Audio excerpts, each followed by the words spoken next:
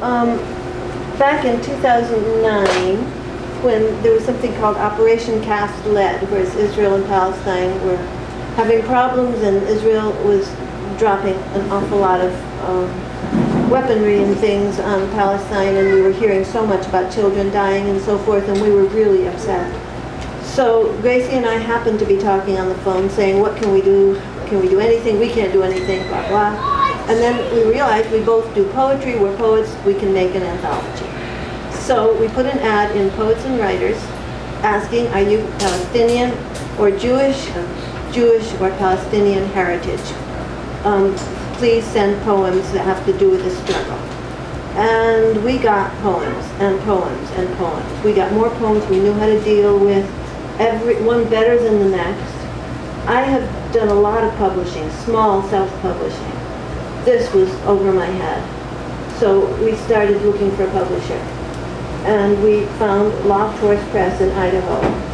And from then on, there was Gracie, me, and Loft Horse Press. And we finished in a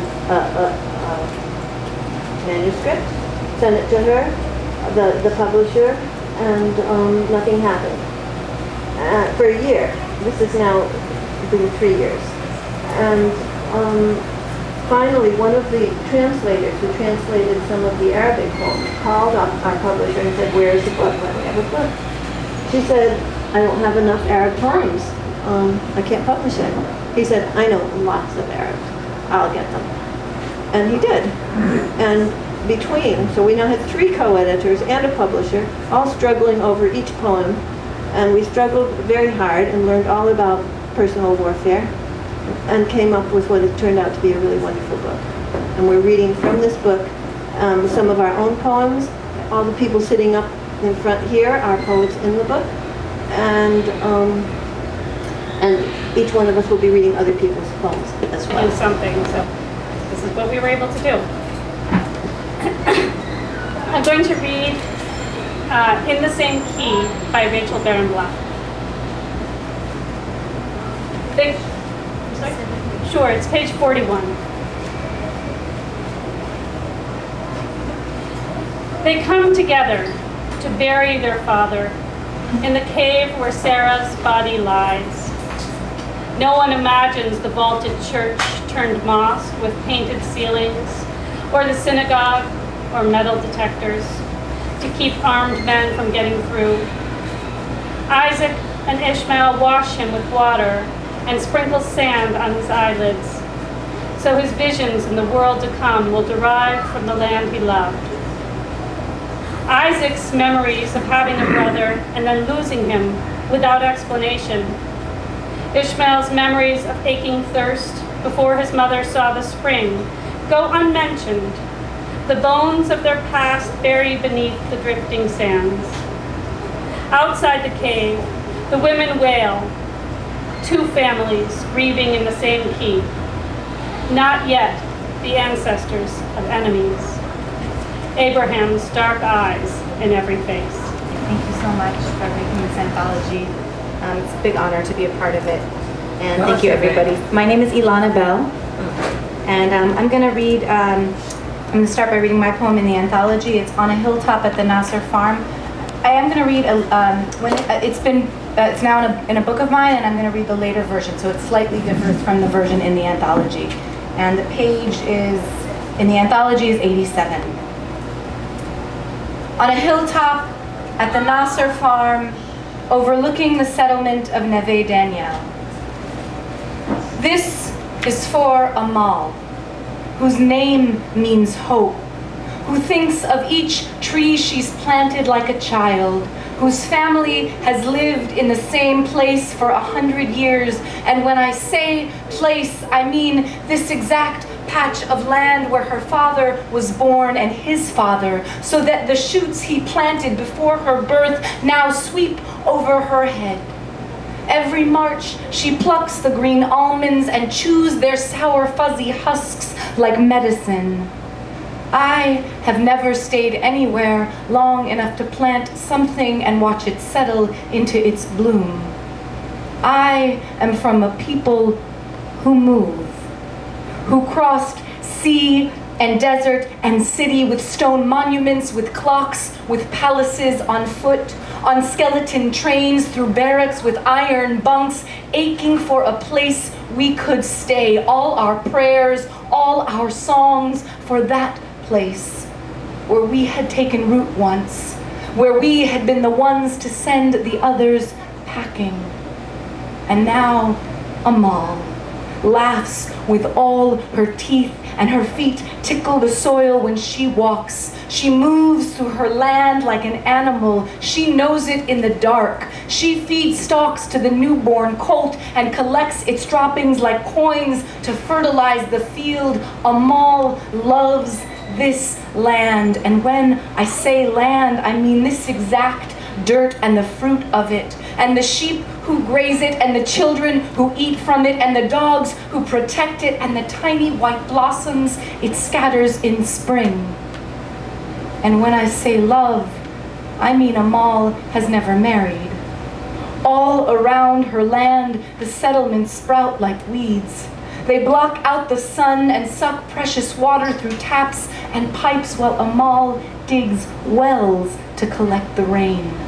I am writing this poem, though I have never drunk rain collected from a well dug by my own hands, never pulled a colt through the narrow opening covered in birth fluid and watched its mother lick it clean, or eaten a meal made entirely of things I got down on my knees to plant.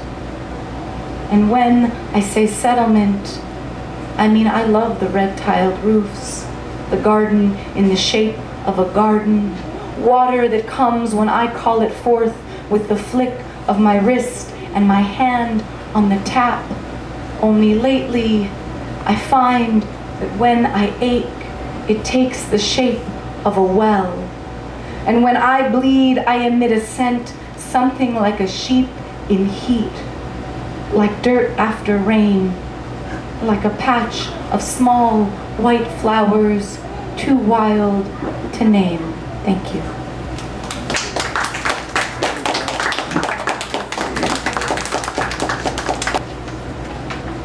Gloria Bletter. And if you look at her bio, it's missing a line. Oh, Just it's- saying that. I wrote this poem in Gaza when I was there a few months after the attack by Israel. And what we saw was devastating.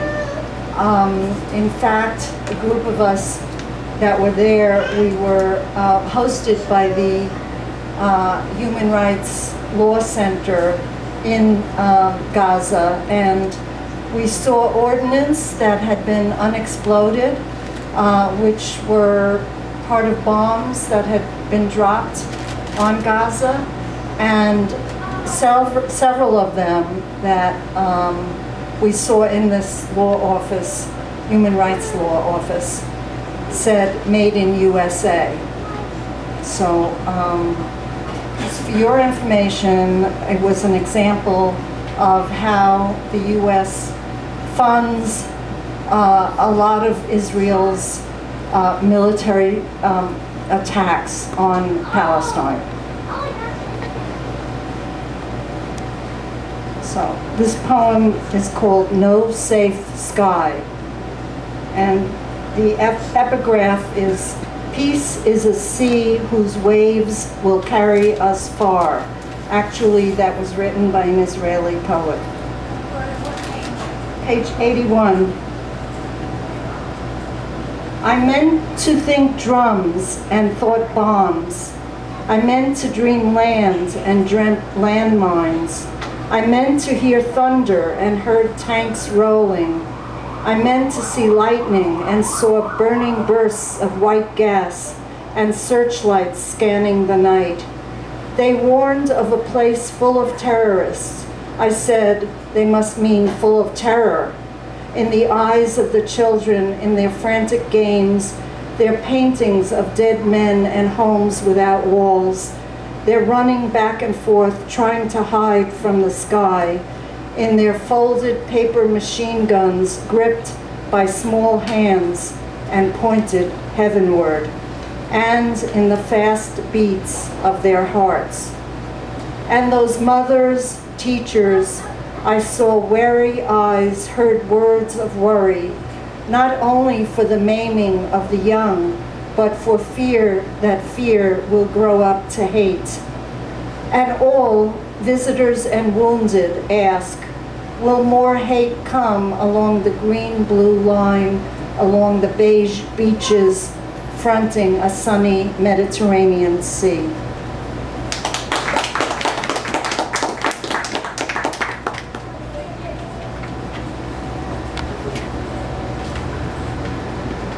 And I'm Joan, and I'm going to read a poem by Gavriel Reisner, who was here last year. He is a New Yorker, but wasn't able to come tonight. And he asked me not only to read his poem, but to mention that it's very important to him that as we read these poems, we don't think in terms of propaganda one way or another, but we think about the truth and the depth in the poems. His poem called Two Stories. Page 225, Two Stories. My father, no warning, told a story I'd never heard. Our wedding, spring of Old Jaffa Hotel, the Scotch House, best restaurant in Israel. 16 people on our honeymoon, a family affair, arriving in Bat Yam, a threadbare and emotional Tel Aviv town. Sephardi workers and Holocaust survivors. My Aunt Bella, with her enormous green eyes, a natural blonde, Marlene Dietrich reincarnated as a coarse and great-breasted Jewish waitress running a workers' restaurant. She was angry at me once. No, we're not professors, she said. I forgot what I did. But she held my mother during Nazi selections, hiding a strong right arm. On her balcony, with no view at all, she made the heaviest of all colons, beans, meat, potatoes, cooked for days, served on a table laden with memory. That's when it came like a wrecking ball, not from the body of stories woven, the family mythology of Felix, Felek, fathers, the small giant whose tale shadowed my schoolboy life and distanced me from my slight existence. Now came a completely new story. How I resented the power of old friends hardly seen for 25 years to call forth stories of endless consequence. When I came to Warsaw from the Russian army, it was the end of '44. The ghetto was a bombed out shell, but I found my old apartment building on Nalewska Street. There was a neighbor, he recognized me. Froyam, Froika, he called, and he told me what happened to my family. The Nazis came and took my not-so-old parents, my father, who loved Schwitzbach, and my mother, who loved Chopin, and my little brother, Shmulik, the tough blonde lefty who'd wear his worker's cap to the side. They took them up to the roof and forced them at bayonet point to jump off. That's how they died. Froyam, that's how they died. Just like that, my father told a story he'd never told me. I blamed him for insensitivity then, but know now that such a story, not contrived, pours forth when it will. The tale tells us when to tell it. I couldn't get the images out of my mind. People spilled like beasts on bloodstones. I walked around for days in unknown modes without being. Years later, another haunting speech cast me once more from sight to thought. In our new apartment, overlooking the Valley of the Cross, we had an Arab Christian contractor, Ilyas Atiyah, from Ramallah. He had a large, slow, earnest charm, a good man, I thought. When my wife miscarried, I told him, he cared. There was something about him. I visited him once, met his wife. She had the same quality.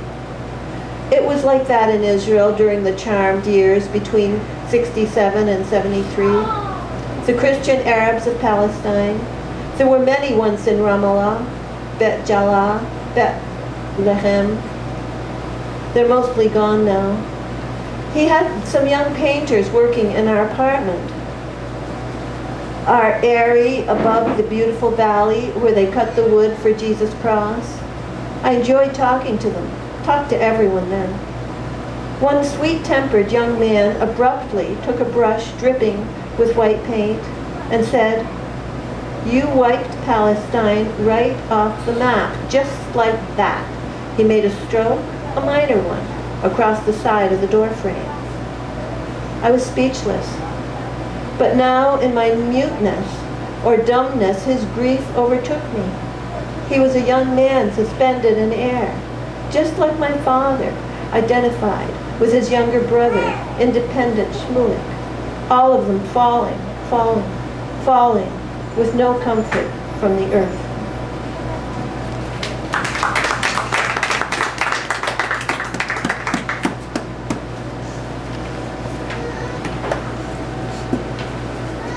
Thank you. I'm honored to be here, and the quality of this book, this anthology, is startling in a way, because there are so many anthologies that I see and look at, and I read 2 or 3 poems, and I go here and there in the book, and I don't want to read anymore. The problem with this book is you can't put it down, and so I am honored to be in it with all of you, and also I want to thank Alicia for the beautiful and heartfelt introduction that she did to the book, because she spoke of things that even though we've been friends for over 30 years, we never talked about. And I haven't seen her for, I guess, over 25, 28 years, so it's wonderful to be here again with Alicia and her husband, Jerry. And later I'm going to read a poem about Alicia's mother. So someone said, "Is it on target?" I said, "Yes, it is." Her mother was always on target. I'm going to read a poem that is a bit different, and it's shorter than most of the poems we've heard, but it talks about something, and the person behind this poem is a living dead man, Ariel Sharon. And ironically, at times, I've had Palestinians and Jews mistake me at a distance for Ariel Sharon. So we're not quite sure how that worked out, but he was one of my great enemies in his life. So this is called Sabra and Shatila refugee camp in Saudi. This is a Palestinian refugee camp many of you know about. And ironically, when I did this book, one of my editors in the Philippines said, "Oh, I know about Sabra and Shatila." I said, "Really?" He said, "Oh, all of us in the Philippines know about this. We know a lot of things Americans don't know." What's that? It's on page, in the book, it's,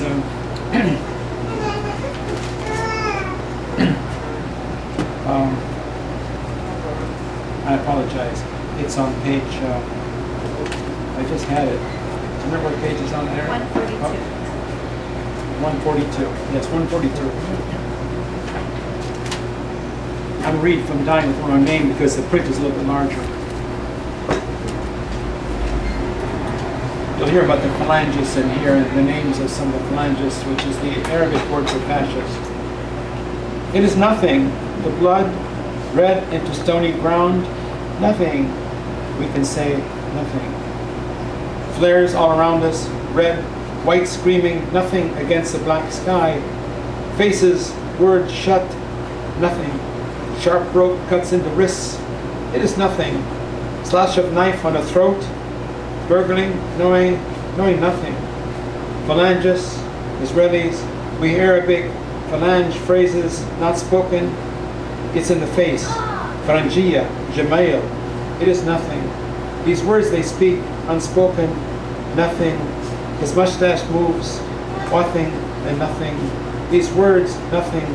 Bap bap, thunk of bazooka, crunch of bone, nothing. Oh, it is nothing.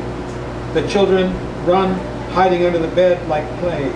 A phalangist comes in, they say nothing. He laughs, tells them, come out, nothing. He says, Ta'a, I'm like your uncle. Ta'a, come out, nothing. He lifts the mattress. After lifting the mattress, their little eyes open large, wide open. He laughs, his Uzi sputters. They're nothing.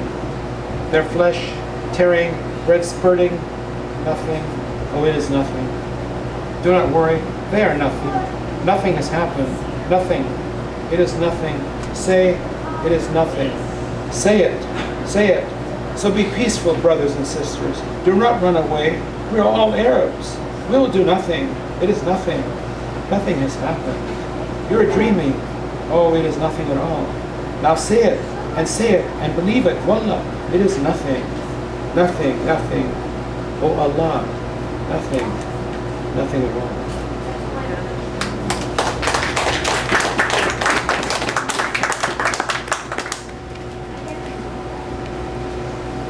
Peter.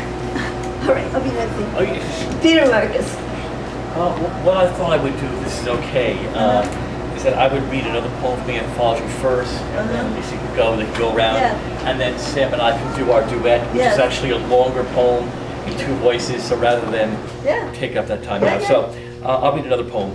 And I chose one of the many wonderful poems in the anthology, and maybe I chose it partly because Sam and I were just talking about various things beforehand, including Detroit. And while Detroit may not have much to do with Israel and Palestine, this poem is called My Sad City. And there are many sad cities on earth, in war and out of war. And it's by, if you can, this is on page 129, by Fadwa Tuqan. Am I pronouncing that correctly? Yeah. So you can correct me on 129. Fadwa Tuqan? Tuqan. Tuqan. Way off. Okay. Tell us your name again, Peter Marcus. Peter Marcus, yes. Thank you. It's called My Sad City. The day we saw death and betrayal, the tide ebbed, the windows of the sky closed, and the city held its breath. The day the waves were vanquished, the day the ugliness of the abyss revealed its true face. Hope turned to ashes, and gagging on disaster, my sad city choked. Gone were the children and the songs. There was no shadow, no echo, sorrow crawled naked in my city. With bloodied footsteps, silence reigned in my city. Silence heavy like crouching mountains, mysterious like the night. Tragic silence burdened, weighed down with death and defeat. Alas, my sad and silent city. Can it be true that in the season of harvest, grain and fruit have turned to ashes? Alas, that this should be the fruit of all the journeying.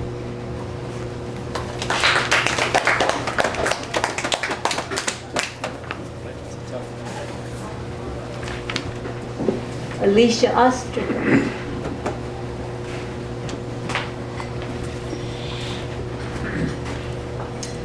I just want to thank Joan and Grace for their persistence, their stubbornness, their idealism, and wonderful naivete in making this book.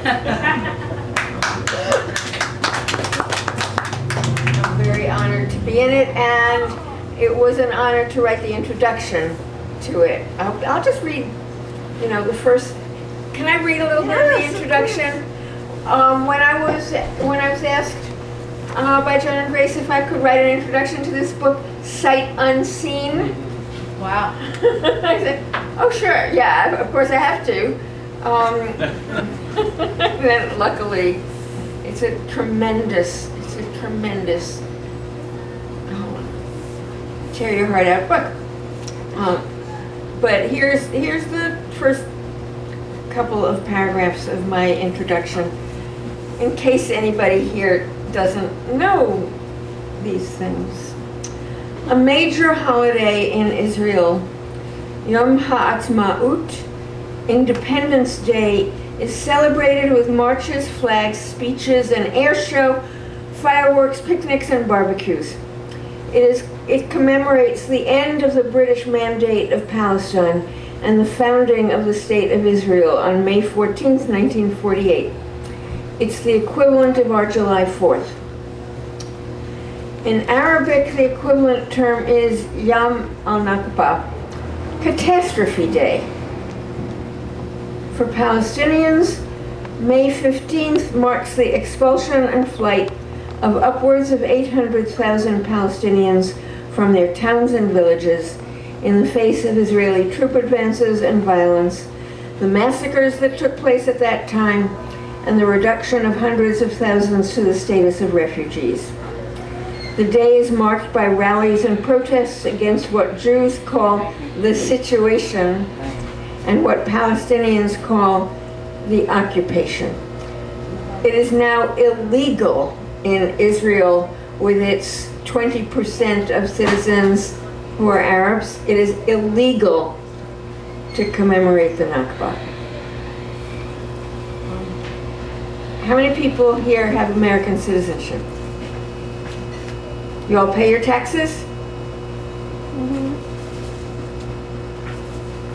As Grace said, our taxes are supporting the occupation.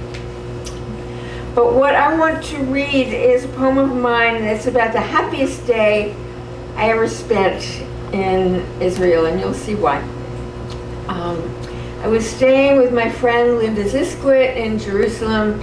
She's a poet and translator and art dealer. And it was, the only thing you have to know really about this poem is that it takes place when Arafat and Sharon, your friend Sharon, were still heading the PLO and the State of Israel. It's got page 15, and it's got an epigraph by Yehuda Amichai that says, "The darkness doesn't war against the light. It carries us forward to another light. In my land called holy, they won't let eternity be. They've divided it into little religions, zoned it for God zones, broken it into fragments of history sharp and wounding unto death. And so beautiful it cracks the bones, especially Jerusalem, with the luster of her stones, the hurt in her eyes, and our dreams for her children. A triangle, beauty, despair, hope. The whole mishpacha, pulling three ways at the same time, like the people in so many families, fighting but joined at the hip. Or call it a sandwich, despair the filling embraced by the bread of beauty and hope, like a manna weed every day sent from above. While on earth in Jerusalem, my friend's husband and son relax from a Sabbath meal like well-fed beasts, happily slumped watching the aftermath of a game where the Nazareth team has just won and vaulted from the bottom of their league to the top. The players have stripped off their shirts, hugging and dancing, circle dancing, belly dancing, waving at crowds in the stands to make them cheer louder. The coach strips his shirt from his hairy barrel chest, climbs a wire fence, wobbles and waves his hips. When someone asks him how he feels about his team, a mix of Jews, Muslims, and one Nigerian. He himself is Druze. He punches the air and roars, "I beat them all. I beat Arafat. I beat Sharon. I show them we love each other." We watch a while. The celebration is still going on when we quit to go back to the kitchen, where loaves of beauty and hope stand on the counter, and the cup of despair goes on the shelf, my friend and I. We don't ask for much. We read Amichai. We're not messianic. We don't expect utopia, which is anyway another name for a smiling prison. But love is a good idea, we think. Why on earth not? Simple women that we are. Simple mothers cleaning up the kitchen after one meal to make it ready for the next.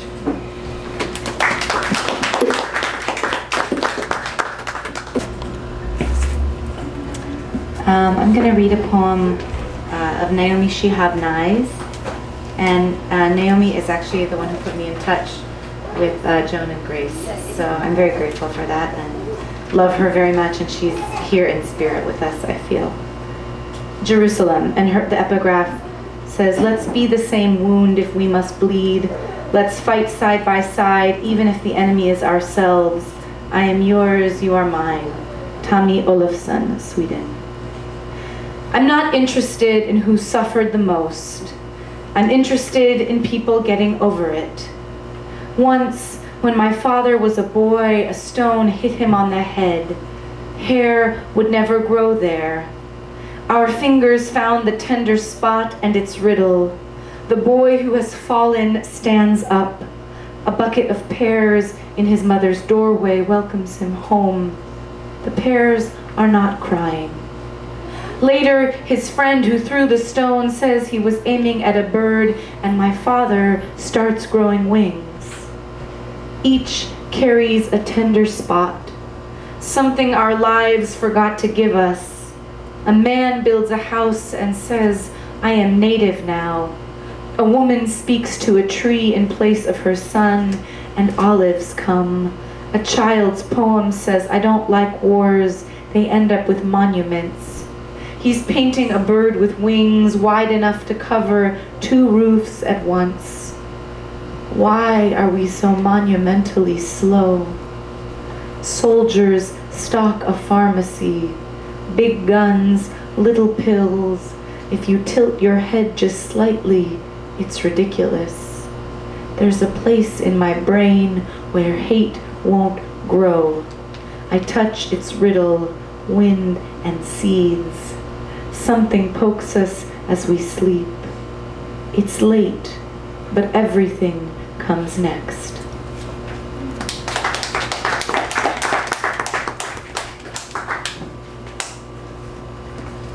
Gloria Bletter.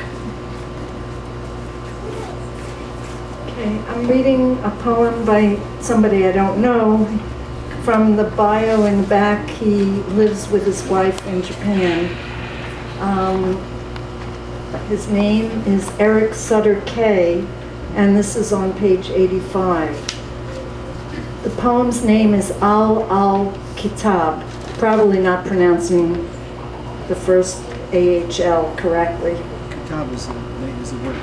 No, the AHL, this one. Aha, Kitab. H has a H in Arabic, I think. But anyway, okay. In my Jewish family, I am a Palestinian. I am the eldest son. Call me Ishmael. Actually, my parents named me Jesus. My Hebrew name was his, pronounced Isay. No one remembers why they named me his, but look what they did to him. I had what my family wanted, and they took it. Palestine had what the refugees wanted, and they took it. My mother and father fought their battles through me. The Holocaust survivors fought their war on God on the West Bank. No one protected me, so I must have deserved it. The nations who turned down Jewish immigrants did not protect the PLA. Both my parents and the Zionists were intensely victimized in Europe. How could they ever possibly become victimizers? I love my family, but I left them. Al-Kitab, the people of the book. What do you see when the children of the prophet refuse to see?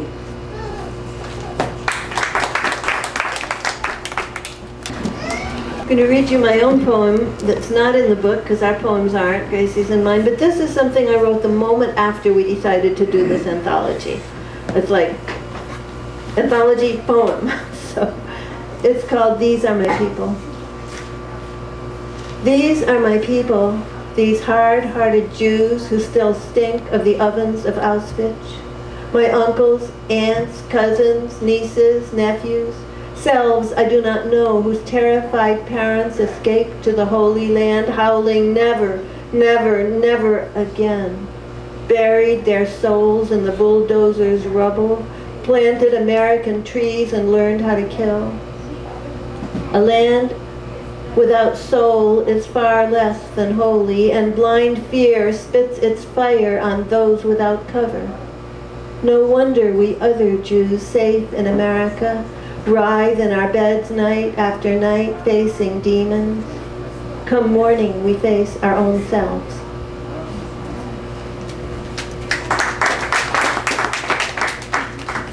And now, I'm going to read a poem. It's not in the book, but it relates to what we're doing today. And ironically, it's going to be an introduction to Peter Marcus and I reading a poem about two great poets, Yehuda Amichai and Mahmoud Darwish.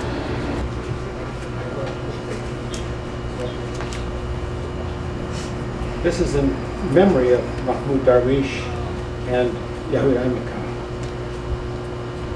At the Israeli checkpoint, the Israeli private asked me my name. I told her, my name is Zaytun.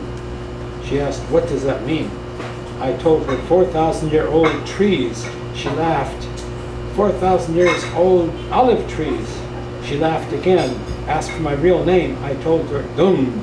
What? I said, it means blood. She said, that's no name. I told her, blood of my grandfather, my father, my uncle, and even mine if necessary. She bridled, called the corporal. He came running up and asked what kind of threat that was. I said, it's no threat, it's just a fact. He called the sergeant. He came up and hit me before he spoke. My mouth bled. I told him, this is the blood, the dum, I mean, that same blood you're afraid of. It's over 4,000 years old. See how dark it is? He called the lieutenant, who asked why my mouth was bleeding. The sergeant said I had threatened him. The lieutenant asked me if that was the truth. I told him I only stated facts, that they would be true. After they conferred, he called the colonel. The colonel came over and asked why I'd been provocative. I said all I was doing was stating facts. He asked what I did. I told him I was a farmer. He asked what kind of farmer. I told him a farmer with words, what some call a poet. Yes, now I know your name, Mahmoud Darwish. You're well known in Israel. He asked me if I knew the work of Amichai. I told him yes, that I'd met him, that he knew what I meant, that Amichai was sorry for what he felt, what he had to do. The colonel shrugged, dismissed the others and told me, pass on. I understand, but they don't. They're not Jews. I am a Jew, not a Zionist. I pulled the khubz Arabic, the Arabic bread from my pocket, pulled some zaytun, the olives, from another, some jibin, the cheese, from my bag and gave it to him. We sighed. He split the bread in half. We ate together. We laughed and cried at how sad and foolishly wrong all this had been.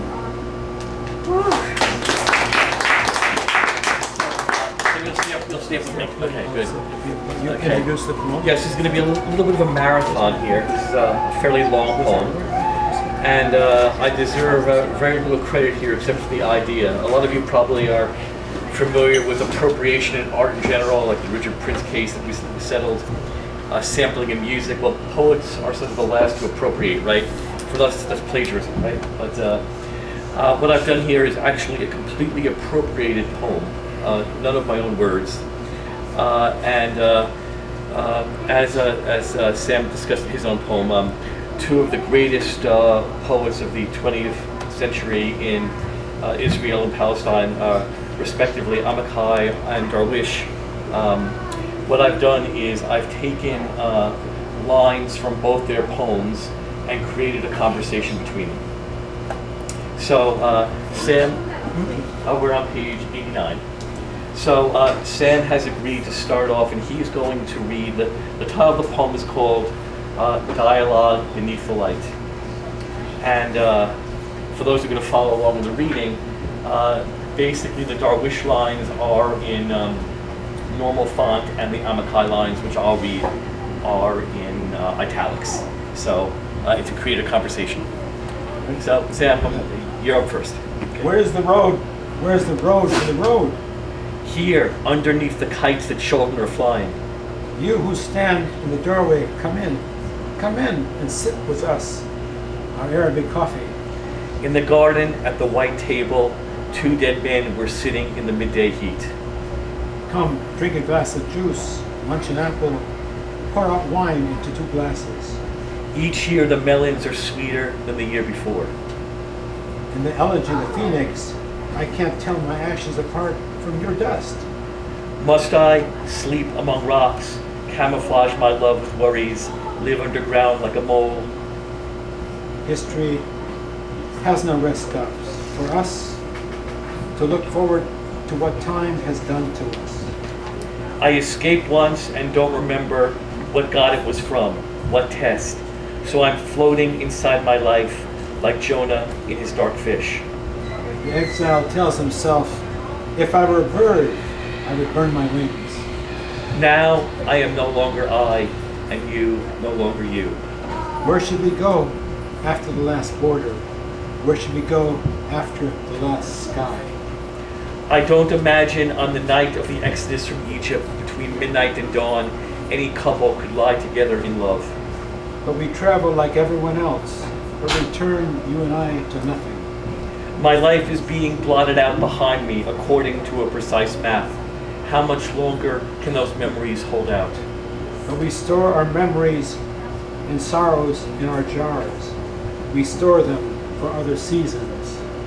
Other people's memories cling to me like dogs. We have other tasks besides searching for graves and elegies.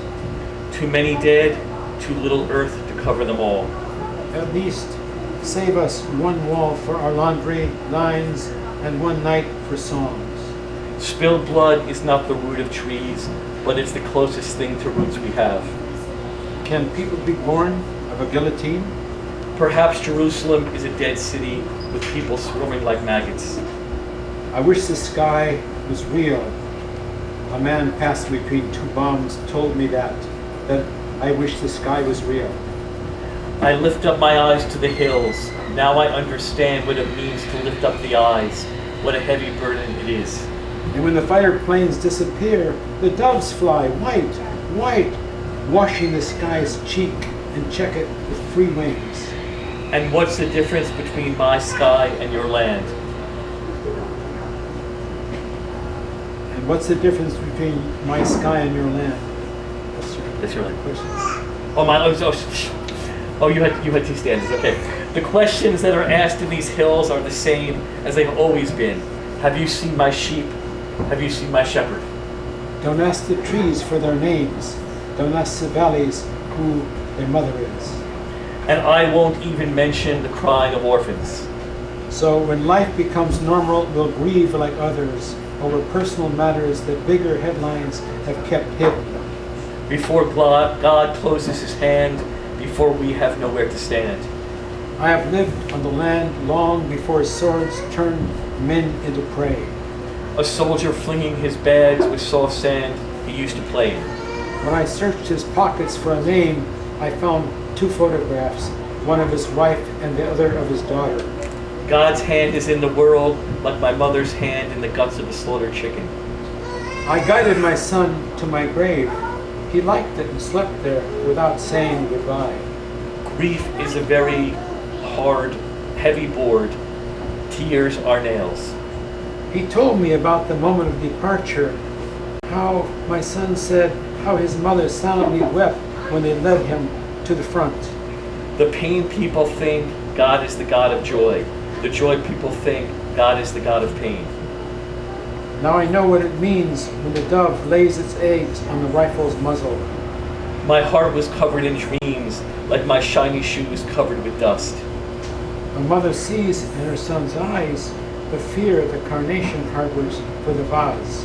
Listen, my son, when you go out on night patrol, fill your canteen to the top so the water won't make a sloshing sound and give you away. That's how your soul ought to be in your body, large and full and silent. When you make love, make all the noise you want. I love the particles of sky that slip through the skylight, a meter of light where horses swim. God is hiding and man cries. where have you gone? But nothing takes me away from the butterfly of my dreams, a bird welcoming the dawn on an olive branch. Between a dead man and his mourner, I'll start living from now on and wait there as it grows dark. I have nothing to say about the war, nothing to add. I'm ashamed. And I dream the earth's heart is greater than its map.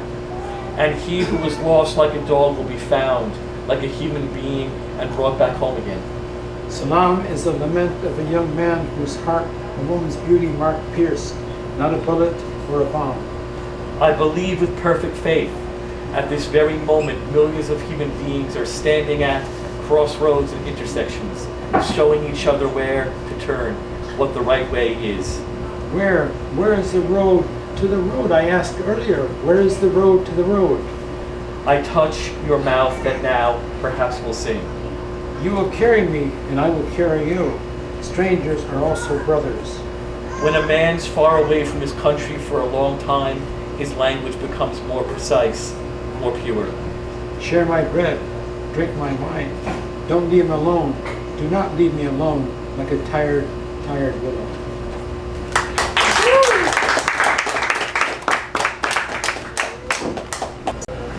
This is a poem by Tawfiq Zayyad called Here We Will Stay.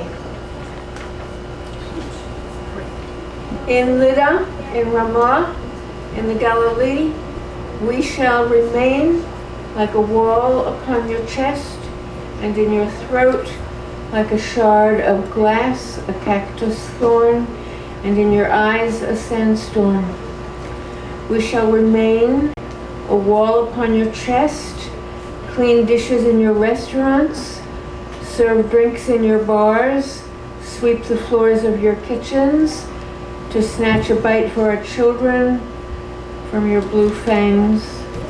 Here we shall stay, sing our songs, take to the angry streets, fill prisons with dignity. In Lydda, in Ramlah, in the Galilee, we shall remain, guard the shade of the fig and olive trees, ferment rebellion in our children as yeast in the dough.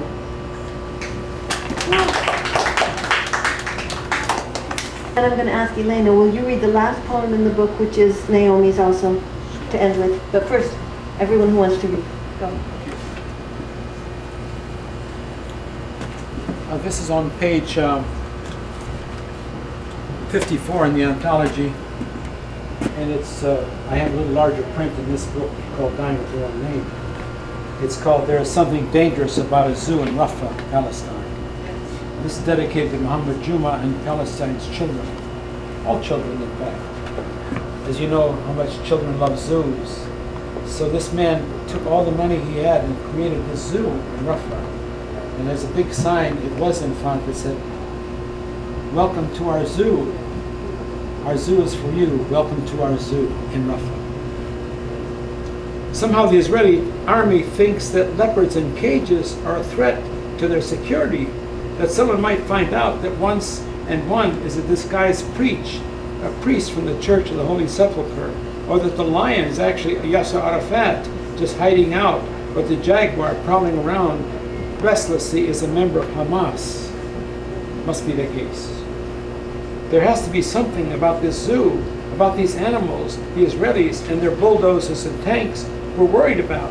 Otherwise, why would they attack a zoo? Just yesterday, last night, early in the morning, the tank came forward, firing round after round. The takas crews screeched.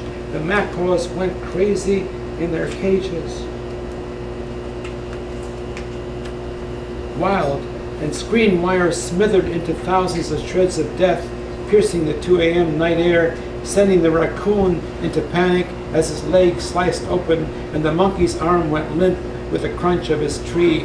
Hundreds of parrots were caught in a large net and whisked away in the cab of a bulldozer, while another tank shell shattered the night air, killing 2 children, Ali and Layla, then caving the roof of the keeper's work shed where Muhammad Juma had worked for months, creating a zoo for the children of Rafah. the only recreation in this nightmare of Israeli torture and destruction, where children weren't allowed to go out for fear of Israeli snipers, where old lady Hamis in her 60s, but some say 70s, you know how vain women are, how they lie about their age, tried to stay in her house, but the bulldozer reminded her of Rachel Corey, and finally her daughter dragged her screaming from the falling wall that covered them both with cuts and dust, shattering memories, creating new nightmares. And the two children admired the lion, but they didn't move fast enough when the Abrams shell screamed through the air. Now the two twisted children lie in one another's arms, tight with fear, tightly bound, until suddenly without breath. The fox has run off, Juma says, but no one has any idea where. Probably dug in behind an old shell hole, shivering from the shaking ground as the tank grinds up the last of the bird enclosures. The bulldozer grabs and grabs and grabs, pushing the entire scraps of the defunct zoo into the swimming pool. And the macaws cry out again mournfully, covering the wailing of the women, the sobbing of the children. The rage and frustration of Juma as he picks up what is left of the sign, his sign that says, "Welcome to Rafah, welcome to our zoo, welcome to our zoo."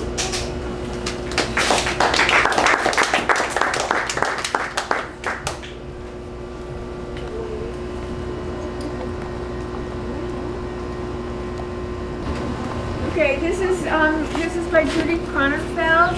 It's called Clean. She's a California poet, and she wrote this after seeing a truck on the freeway that said on it, "Crime Scene Cleaners Incorporated, Homicide, Suicide, Accidental Death." It's 148. Let them come like priests in white robes and tenderly cleanse the buttocks of the 4-year-old who shat in his pants, pressing his ears against the scream of F-16s flying low over Gaza. Order them up for the smashed skull at Haditha, the intestines spill out of back wounds, the graffiti scrawled house where democracy assassinated a family. Let them restore the accidentally killed children fleeing on the road from Marwahin, obeying blasting loudspeakers into their deaths. Order them up for the spattered mall, the hall, the checkpoint, the crossing, the wall. Order them up for the broken-necked girlfriend left to drown in their tub by the returning Marine. Order them up for his crazed pain. Order them up for the porta potty spattered with blood. Any soldiers whose wife's bad news is the last strain. Let them, with utmost respect, take down the 3 smart, creative, committed prisoners who hang themselves with bedsheets and clothes in Guantanamo. Their act, not desperation, but warfare waged against us. Let them remove the bindings around the necks, the plastic bags over the heads. Let them wash out the shot-through mouths of men revenged. Let them re-leaf the Golden Dome. Let the war presidents and prime ministers and militia leaders for whom war is holy or righteous, abstract, mathematical, even joyous, somehow made clean in the mind, let them be each given 1 small toothbrush and the sentence, "Clean this blood."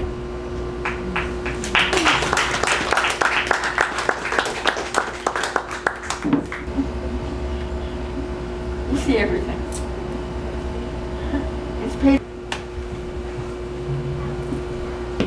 Last call. Anyone have a poem to read? Elena? Elana, I'm sorry. I have your name how I saw it written and memorized it. She's going to read a poem by Naomi Shihab Nye, which is the last poem in our book.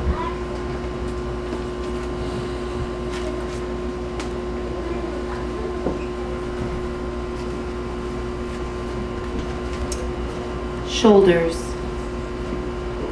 A man crosses the street in rain, stepping gently, looking 2 times north and south, because his son is asleep on his shoulder. No car must splash him. No car drive too near to his shadow. This man carries the world's most sensitive cargo, but he's not marked. Nowhere does his jacket say fragile, handle with care. His ear fills up with breathing. He hears the hum of a boy's dream deep inside him. We're not going to be able to live in this world if we're not willing to do what he's doing with one another. The road will only be wide. The rain will never stop falling. Thank you so much.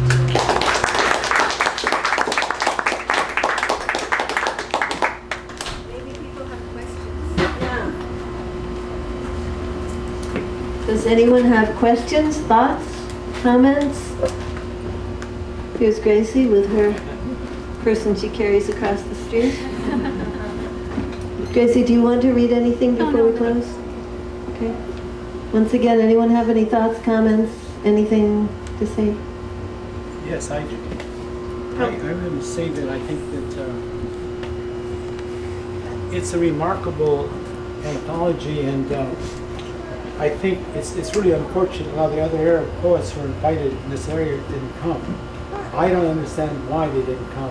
I come from a Lebanese Muslim background, and I've been fighting against the state of Israel since 1948. Seriously, I didn't want it to happen. And we spoke against them when I was a little kid. I was like 12 years old. And I was upset with Roosevelt and others because they didn't allow the Jews to come into America when they asked to come on those boats.